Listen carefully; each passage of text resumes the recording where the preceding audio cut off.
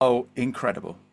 Absolutely incredible. Because we got to a point in our lives, and I've been listening to a lot of people about midlife crisis and stuff like that. And it's not a midlife crisis. I think you get to a point in your life and you think, hang on, what am I doing? Then we wanted to have a family. And so I had to give up my passion of being a chef and go and get a job. And at 24, 5, however old I was, I hadn't been to university. I hadn't, hardly any qualifications, a couple of O levels. And what can I do? And so I went into sales. Yeah, because I listened to loads of podcasts where, they're billionaires and millionaires. And you're sort of like thinking, I could walk into any of their houses and I'm more content than they are because I have enough. Welcome, I'm Tracy Irwin and I'm passionate about financial independence and wanted to share stories of inspiring entrepreneurs to prove it's possible for anyone to strive towards financial freedom. Today, I'm talking to Ashley Leeds. He's a LinkedIn trainer, a coach, an author, and an international speaker. Now, I've been friends with Ashley for a while now, and we speak every week. So I knew he would be brilliant on this because he's very open and honest with me about how he feels about financial independence. And I'm really looking forward to speaking to him about sharing his story with you. Hi, Ashley. Hello, Tracy. Yeah, friends. This is funny, isn't it? Like, and you're doing the driving today, not me. So, I know. yeah, looking forward to this. Change. So, just for people who don't know you, that's on the podcast, please could you introduce yourself and just give them a bit about what you do, please? Yeah, sure. So my name's Ashley Leeds. I'm the 15-minute guy, and I help people get a voice on LinkedIn. So I give people the wherewithal, but more importantly, Tracy, I give people the confidence to stand out on LinkedIn, because when you come onto LinkedIn, it's a little bit scary. So I do a little bit more than just talk about the algorithm and stuff like that. So it's all about the confidence and the branding and just getting a voice. I think it is about the voice, isn't it? Being authentic and stuff. So just to talk about financial independence, like, what does financial independence actually mean to you, the words itself? I think for me, it was getting rid of the mortgage. So that, just so, because we live in the UK, we're conditioned that we've got to buy a house, and that was the first thing we did when we got married. And we're proper traditional, myself and my wife. We met, we'd had a courtship, then we got married, then we bought a house, and then we had children. And so everything that we've done has been traditional. I'm an awful lot older than I look, and so. I bought a house. Our very first house was purchased in 1989, just before the whole housing market in the UK dropped off a cliff. And those were the days when we had interest rates of about 13 or 14%, went up to 17% in one day when John Major was the Prime Minister. And so I've always had this huge debt around my neck. And just thinking about it as I'm chatting now, one of my elderly relations as a kid would say to me, never a lender or borrower be. Yeah. And that is, it's a classic old line. But I've really hated borrowing money. I've always purchased my cars outright. I've never got them on finance, except for the very first one, because we had no money, and the mortgage. So yeah, that to me is financial independence, which is probably where I'm going wrong. No, but I think that's really interesting, because I know lots of people who do strive to pay off their mortgage because it gives them some kind of security. Like, how did that feel to you? The day you paid your mortgage off, how did it feel? Oh, incredible. Absolutely incredible. Because we got to a point in our lives, and I've been listening to a lot of people about midlife crisis and stuff like that. And it's not a midlife crisis. I think you get to a point in your life and you think, hang on, what am I doing? And I was working, like I said, we're traditional, right? So when we decided to have a family, yeah. My wife wanted to be a stay-at-home mum, and I wanted her to be a stay-at-home mum because we'd both been raised by mothers who were stay-at-home mums, because that was the generation that it was. And so therefore I did everything I could to make sure that she didn't have to work and she could raise our children. Now, here's the thing. My daughters are 29 and 32 now. They are absolutely lovely. They've moved away. They've grown up. They've married. One of them's had a child. But they've come back, Tracy. They live literally in the same street. Now, that is all down to the relationship that we had with our children when they were younger and Debs gave up her working career to be a mum. I also gave up my passion because Debs and I were both chefs. Yes. And when we were cooking, we had a job where we were both the head chef at this. We were the whole catering team at this hotel. And so we shared the responsibilities, and the owners would look after the kitchen on a Sunday evening and a Monday. So we'd get back into work on a Tuesday and we'd work all week and then finish at Sunday. We'd do the Sunday lunch and then we'd be done. We were earning back then 15 grand a year. That was our joint salary. Wow. Okay. We had a £50,000 mortgage, which seems nothing today. But if you think of that at 14%, we barely had two halfpennies to rub together. And when the car died, we had no savings. And our employer was friendly with the garage guy next door. And whatever they did, we didn't pay for the repairs of the car. Oh, that's really kind of them. Yeah, absolutely. But we did an amazing thing for them. We run their kitchen, and Yes, we that's couldn't true. get to work. So work it out. So then we wanted to have a family, and so I had to give up my passion of being a chef and go and get a job. And at 24, 5, however old I was, I hadn't been to university. I hadn't, hardly any qualifications, a couple of O levels. And what can I do? And so I went into sales, which is something I never wanted to do. I didn't want to be a salesman. My dad was a salesman. He used to come home from work, in a stroppy mood because he didn't get that sale and the sales manager's on his back. And I didn't want to be that guy. But it was a great way for a young man to earn enough money to keep his wife at home to look after the children. So I became the hunter.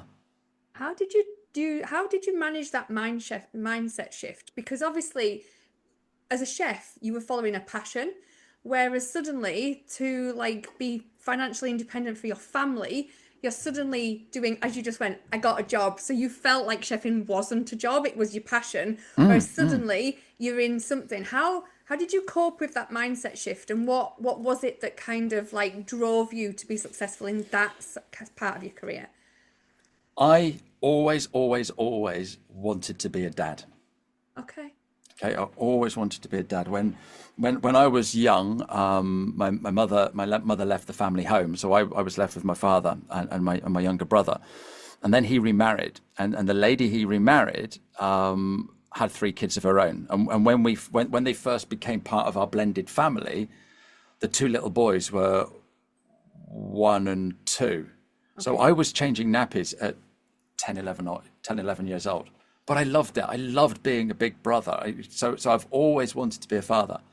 So it wasn't a case of going to be a sales guy. I would have dug roads or whatever else because I wanted to be a dad.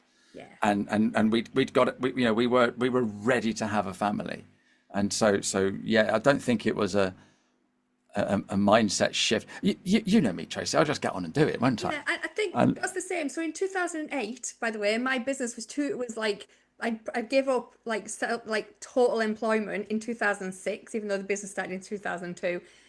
And then 2008 hit and the recession. And I wasn't losing clients, but I wasn't getting any new ones. And I went and worked in my friend's tanning salon, because I knew I had a roof to put over mine and my daughter's head. It was just a case of, I'm going to make sure that I get enough to be financially independent. I didn't care what I was doing at that time. And then as soon as the recession kind of drifted a little bit, then I started to grow the business again. And I stopped. I did it for somebody left on maternity. So it was a short period of time anyway. So yeah, and it's the same. It's just kind of doing what's needed.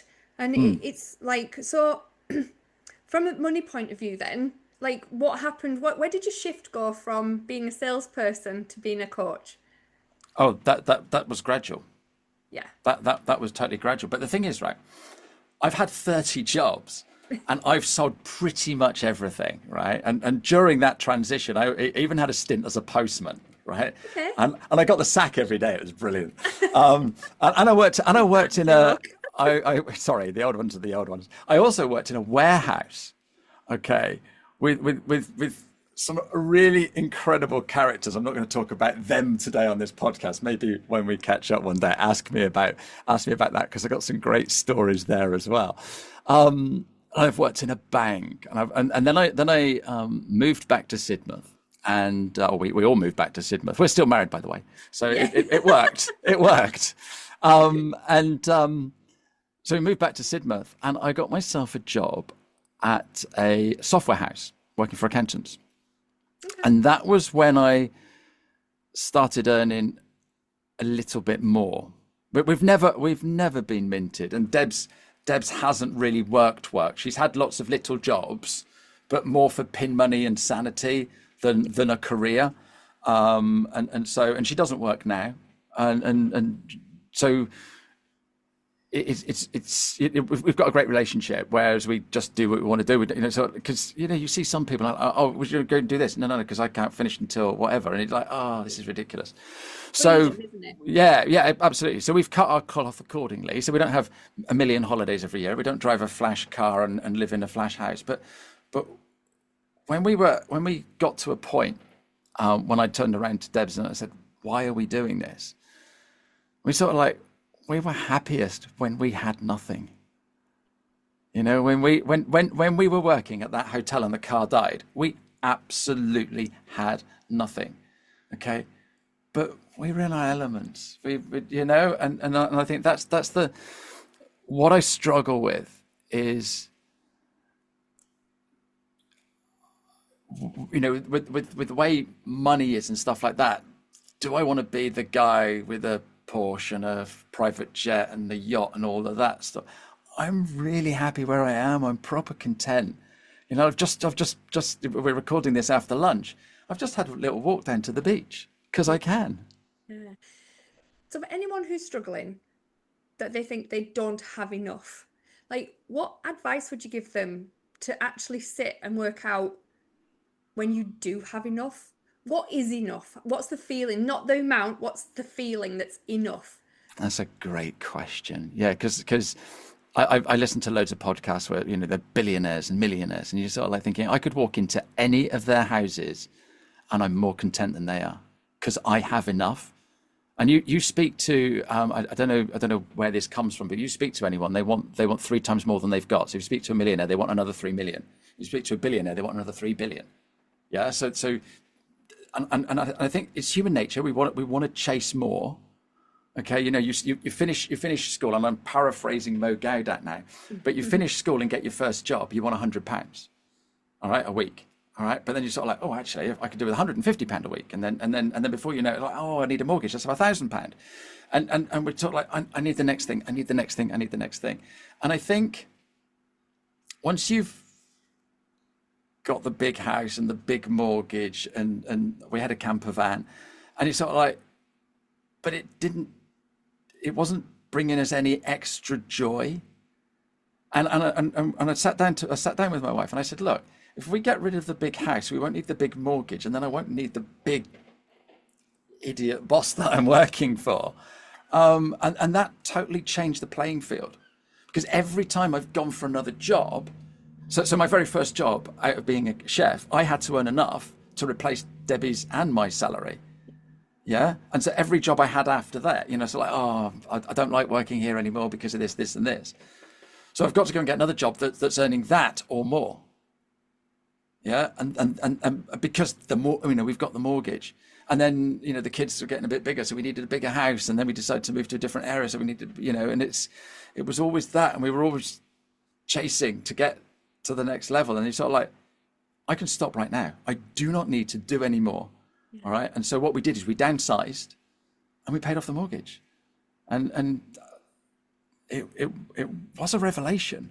Yeah. It really was a revelation. I think so many people strive to get bigger houses, faster cars, nicer holidays, than actually consolidating everything and just making sure that you are financially secure, because it doesn't matter where you live, it's who you're with that actually makes it the difference, doesn't it? So it's kind of making sure that because contentment comes from within. It's deciding, isn't it? And it's not like chasing the next $1 million or even it's kind of, or chasing the next big property.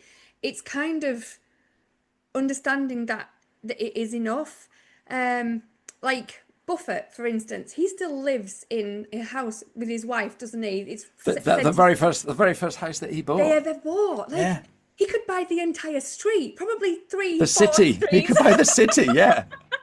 Definitely But buy he the block or chooses two. not to because he's content with who he is. Now he does strive for more money, but in a totally different way than big assets. And I think I see business owners sometimes, they're putting cars on finance to make themselves look good to the outside world, and yet inside their businesses are folding. Whereas if they actually didn't care what other people think, then actually that would make them a much more wealthier and happier person.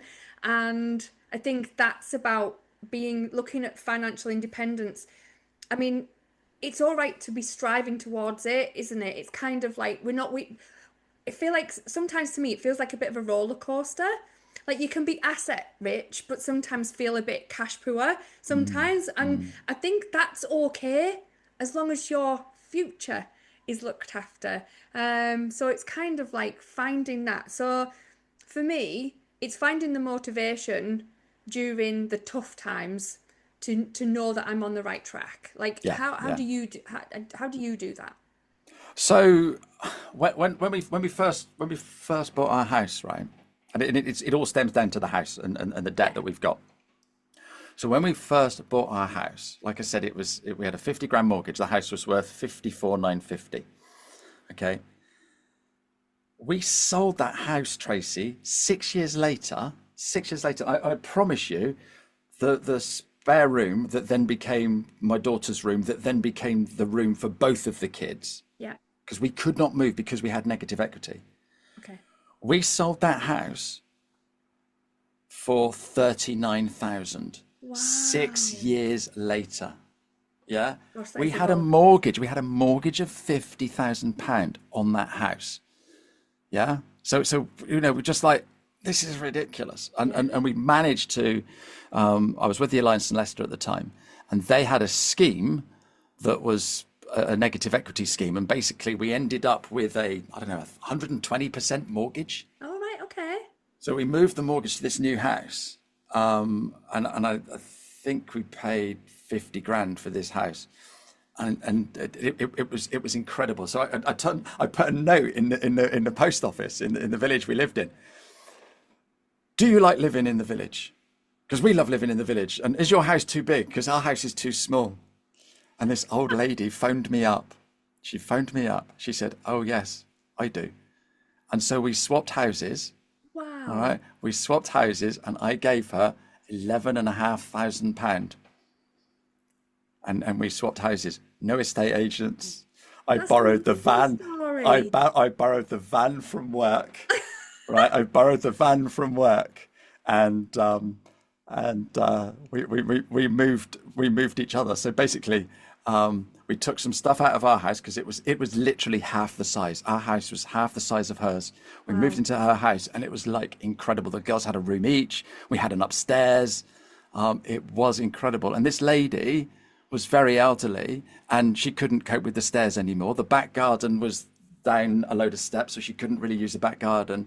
She lived her best life out in that little bungalow, overlooking beautiful views, overlooking the churchyard. She had a lovely little garden. She had some money to put a beautiful conservatory on the back. She just had her best life, and it kept her going for a lot longer than it would have done if she'd have been stuck in that, and people weren't buying houses back then because everyone had negative equity. No, So see so that. so we saved her life, but she saved ours, Yeah, Tracy. honestly, that story has made my day because I know how Sheila felt like feeling like she did you a favor, but also doing herself one. Like Absolutely. that's like, so, because Well, my story is very different from mine. I was very, very lucky, by the way. So I bought my council house in 1990. 98, I think it was, after I got my first job. First thing I did, again, bought my, because I'd been in a council house for a few years because I was a single parent at 19, and I bought it for £38,000. Wow. I sold my house 3 years later for 105. Wow. And my story is very different from yours to being on a financial ladder. So it's kind of like that's given me I'm humbled with by that, because I bought my first house at a very opportune time, Yeah. whereas you Yeah. didn't, and that's very different in the lives that we'd led, because actually that allowed me to be able to get a property where me and my daughter were comfortable, much more comfortable. Well, when we bought our house, Thatcher was in power, and you had to buy a house. You just Yeah. had to buy a house, and it, it, there was people were just giving their keys back because they had negative equity, and we just dug our heels in and ate soup and whatever else, Yeah. and stuff like that. And both of our parents lived a long way away, so we didn't have any support at all. My kids, they're often down at ours for dinner or lunch or what have you. Son-in-law, he comes in, he just says hi and opens up the fridge, and we never had any of that luxury. And if we did go down, they'd have to slip us some money for petrol because we had to drive all the way down to Newquay, and that. Yeah. So it was tough, but I think doing all that tough makes, when it's easy, the more enjoyable, Yes. and we appreciate things. We absolutely appreciate it. And so moving into that house, we when we lived in that house, right, we wanted to tidy up the kitchen because she'd lived there forever, so it had a really old granny-fied kitchen. So we stripped all the varnish off the units, and whitewashed them so they look Yep. cool and trendy. This was the day when we had changing rooms in Lawrence Llewellyn Oh, Bowen yes. and all that sort of malarkey. And so I made this frame out of wood. All right, so this is very early days of my DIY. Since then, I've done all kinds of things, and I've done roofing and put central heating in, rewired a property and You'll all have that. to start somewhere. Yeah, absolutely. So I built this frame, right? So imagine like a squarish it's the size of a unit, but it's just out of wood. And then I put wire mesh behind it, and then this pretty curtain behind that, and then that went over the washing machine. So when you walked into the kitchen, it looked like it was on changing rooms, and it wasn't an appliance. All right. And so I was outside in my garage doing this, and one of my neighbors came around. She goes, "Oh, that's nice. Are you getting a rabbit?" And I didn't have the heart to turn around and say, "No, it's our kitchen units," because I've been watching changing rooms. Oh, So yeah, mend and make do, Tracy. no. So, what advice? Like, I know you've got a brilliant relationship with your family, and especially both of your daughters as well. So, like, what kind of like advice did you give them as they were growing into teenagers about money mindset and like how to know like what the do's and don'ts about kind of money? Because like you said before, you've never paid for a car on finance or anything, whereas when your daughters were growing up, it was the in thing to do was to get everything on tick, as we They've used to both call got it. cars on finance. Yeah. Yeah. So, but have they managed to be able to get financial independence for themselves as well? Depends what you call financial independence. And the thing is, right, when you've got two kids, you would expect them to be identical. But oh my goodness, Tracy, chalk and cheese isn't far enough apart. Okay. So here's a little bit of wisdom that I was told. The family that eats together stays together. Okay. Okay, So we've yep. always ate together. Lunch, breakfast, dinner, we've always eaten together. Even if we weren't having the same, I think we've always had the same with the kids. Some families, they sort of like, they give the kids chicken nuggets and chips, and then when they're in bed, we'll have our dinner. We always ate together. And so at meal times, we would talk. So Yes. yes, they've always had pocket money, and the pocket money just doesn't come from the fairies. They've got to do their chores around the house. Yeah. And then one of the houses we moved to, so it's actually when we moved to Sidmouth, it had all of that dog's dinner on the wall. What's it called? Wood chip Oh, wallpaper. yes. Oh, every blinking room was wood chip wallpaper. And I turned around to the girls, and because we had, at the time, flat screen TVs were coming in, and Okay. we had one of those great big Sear, cathode ray tube things. And we said to them, look, what we'll do is every time you come up and do some work, we'll put some money in a pot, and then we'll buy you a telly. And so basically, when we moved into it, when the house was all done, because we were renting and doing up this other house. Okay. So when we moved in, we had this whacking great big TV that the girls had bought. Oh, that's nice. Yeah. I So think it shows, doesn't it? Like the value of things. yes, absolutely.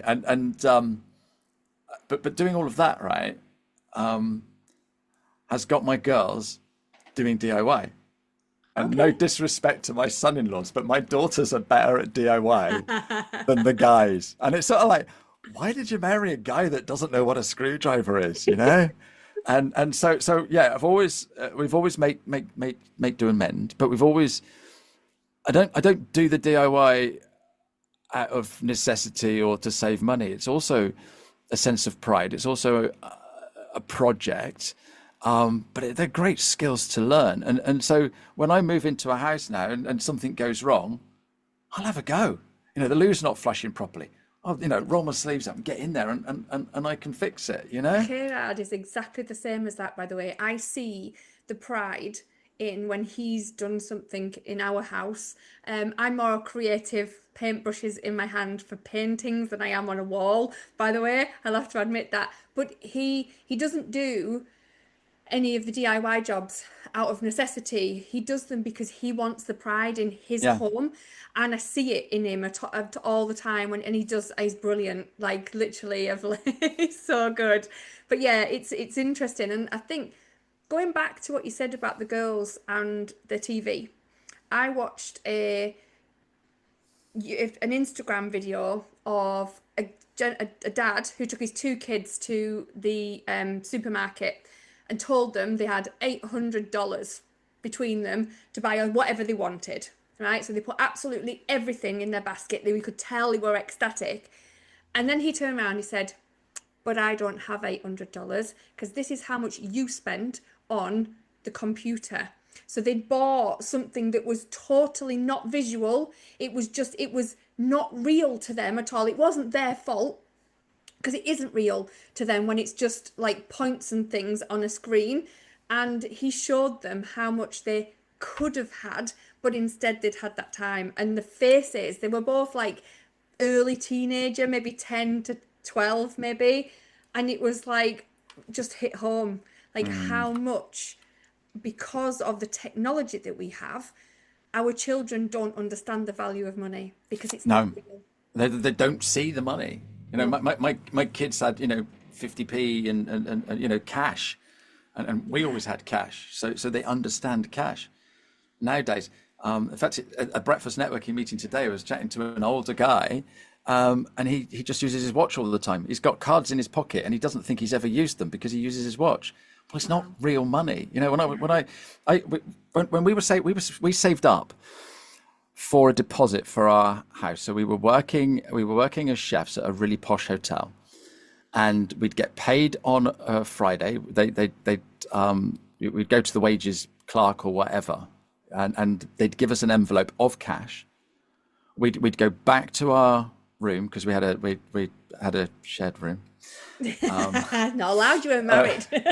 We weren't married. We had separate beds, Tracy, honest.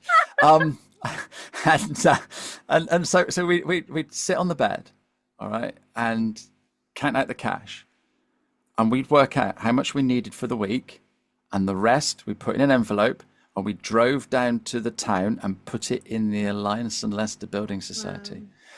Wow. And so we lived in Morton Hampstead, so it's a tiny little village or a small town in the middle of Dartmoor. And there's a big town nearby that we used to go to now and again, high days and holidays and what have you. And we were walking through the town, and this is when car showrooms were in the town rather than on big industrial estates. And in this showroom window was a Suzuki Jeep, an SJ410. I don't know if you remember them, but it looks like a Tonka toy. Okay. It was bright yellow. I can still see it right now. It was bright yellow, Tracy. So something in the back of my mind has always been into yellow, yeah. Yeah. But on the ticket price for this car, and it was, nearly new. I don't think it was brand new, but nearly new, and it looked the biz, all right. And it was 5 grand, and we had 5 grand in our Bills in Society book. So we'd literally go in, give them the cash, they'd put it into the computer. The computer would write on the book, and that's how much money we had, yeah. And we Yeah. did that every single week, and we built up 5 grand as a deposit for a house. And I turned around to Debs and I went, we've got enough money to go and buy that, because we didn't know about car loans and things like that back then. We weren't business people. We were chefs. We were creatives. Yeah. And we looked at each other and go, oh, wouldn't it be great? Because we had I don't know, a crappy old banger or what have you. And, it was a big, shiny, chunky, cool car. And we didn't buy it. And we sank all of that money into the house. And then a few years later, the value of the house had gone right down. Would we have had more fun with the Suzuki Jeep? Who knows? And would I be here talking to you today? You know? And I think it's that tough start with married life that's made us resilient and enabled us to get through the tough times, because being married for 30 plus years, 36, 37 years ain't an easy gig. No. We're going to have our down days and our up days and stuff like that. But because we had that hard start, the tough stuff right at the beginning, I think that's made us so much more resilient. So when something comes along, we've done this, we can do it. If you could go back in time to the start of when you and Debs got married, and give yourself some advice, what would you tell yourself? It'll be all right. It'll be all right, because I can't change anything. Yeah. What would I do? Go back and say, look, don't buy the house. Let's rent, because in a few years' time, house prices are going to drop, and then that's when we buy. Because by then, you see, if we were renting, or what we know, because as a chef, you can get a job anywhere and get free accommodation.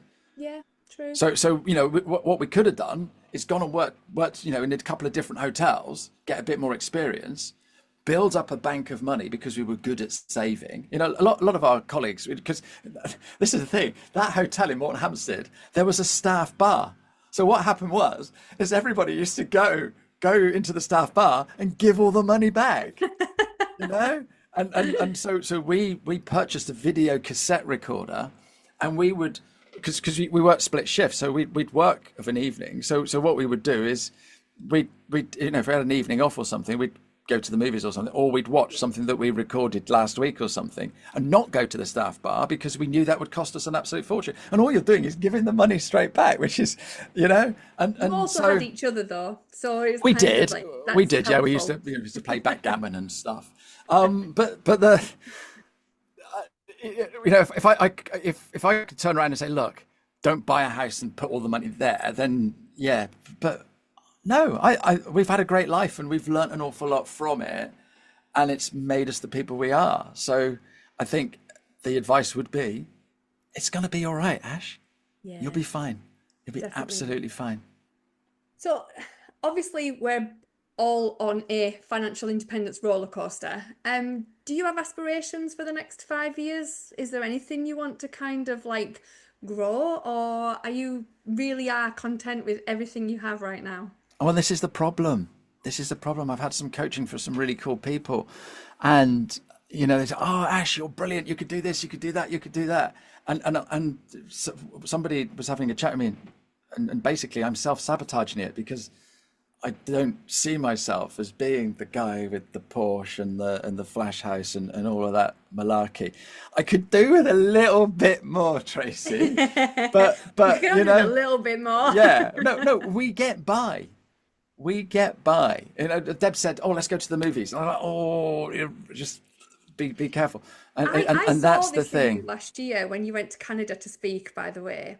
And because of how you live financially secure, but not frivolously, you went totally out of your comfort zone when you went to Canada. You I went did. with the two ladies who do the bookkeeping thing, and they kind of coaxed you out of your comfort zone. And like, Yeah, it was so nice to see you creating those experiences for yourself. And I think when we do strive for more, for me personally, it isn't about materialistic things. It's about those experiences. I'd like to absolutely. experience more. I don't want more.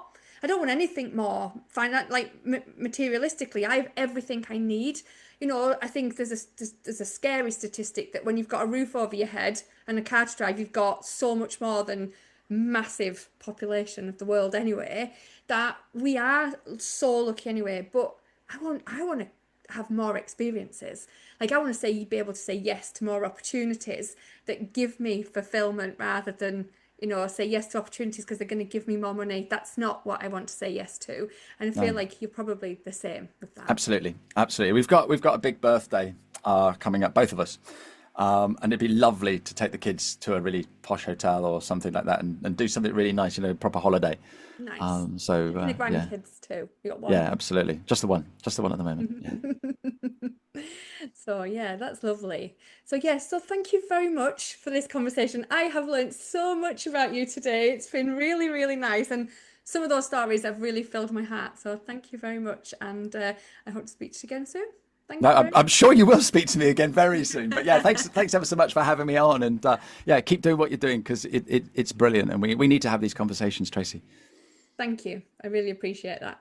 But going back to this old lady, right? She was delightful, okay, and she drove a hard bargain. She really drove a hard bargain, and she wanted 12 grand, and I managed to get it down to 11 and a half grand. She, nobody was going to pull the wool over her eyes.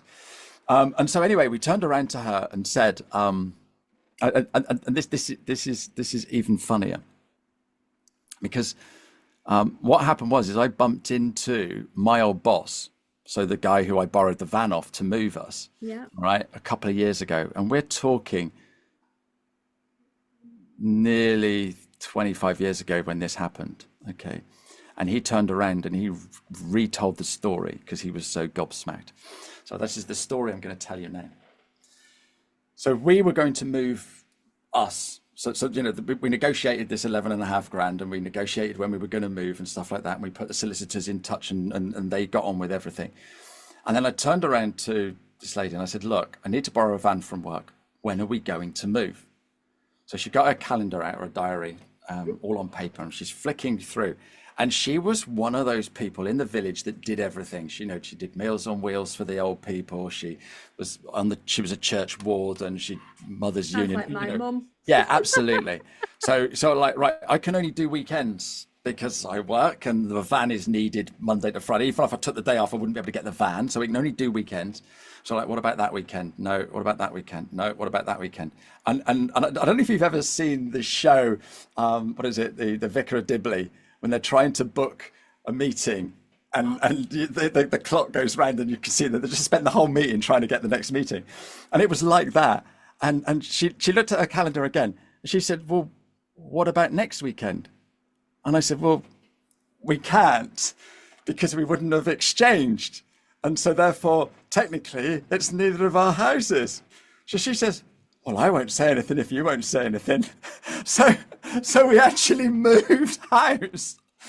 Wow. That's trust. Before the solicitors had actually done anything, before the mortgage had gone through. And I told my boss this, and he went absolutely ape. And he said, you shouldn't be doing that. Da, da, da, da, da, da. And I went, what's the worst that can happen? And I guess the worst that could happen is she would have died before she wasn't that ill, she wasn't that old, but what if she dies? Possession is 9/10 of the law. I don't know, but he was absolutely gobsmacked. So I don't tell many people that story, but That's amazing. it's brilliant, that's a isn't massive it? trust, Brilliant, isn't it? isn't Massive it brilliant? trust. Yeah. Because that's a trust in you more. Because like you could have just gone, I've got your house now. Thanks. Let's keep my 11 and a half grand. Yeah, absolutely. I know you as a person Absolutely. wouldn't do that, by the way, but there is people out there that would. Oh, I know. And I was listening to somebody this morning. She was saying that she lost 30 grand with a phone scammer from pretending to be the bank. my mum's friend. That happened to my mum's friend as well. It's like she just they pretended to be the police.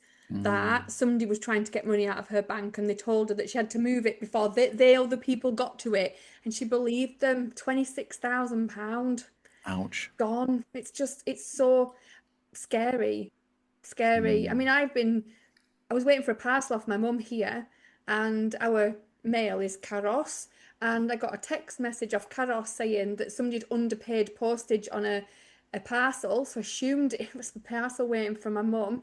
And I tried to put my bank details in to pay the extra €2.45, and I just got a swirly thing. And I thought, oh, let's see what happens. And then €800 went out of my bank. And in No. Spain, it's a totally different like story. I had to prove that I didn't do it. Like I spent months, probably nearly a year, trying to fight that to get my €800 back. I've been to the police. I got a number. So they kept saying your phone did it. I'm like, my phone might have done it, but because I put in a card details in, I was scammed, and I tried. And Santander would not give me my €800 back. Whereas in England, our money is protected so much better. They'd have given me that back immediately, and I couldn't get it. I could not get it in Spain at all. So, Wow. so even the most intelligent, money-driven people in the world can get scammed, right? Things sometimes, but yeah, not. Just got to be vigilant, haven't we? Yeah, we do. So, well, thank you again. That's all right. It's up to you if you want to keep that story in. Really enjoyed that. It's I funny, might have isn't to do a it? bit of Googling to Well, it's look, they're not going to arrest me now, are they? It was 20 odd years ago. So, but yeah, thank you very much for your time. No, not a problem at all. I hope it was a good It's been nice story. to get to know a bit more about you as well today. Cool. Hey, you take care. All right, thanks you. See you later. Yeah, nice to see you. Teddy, bye.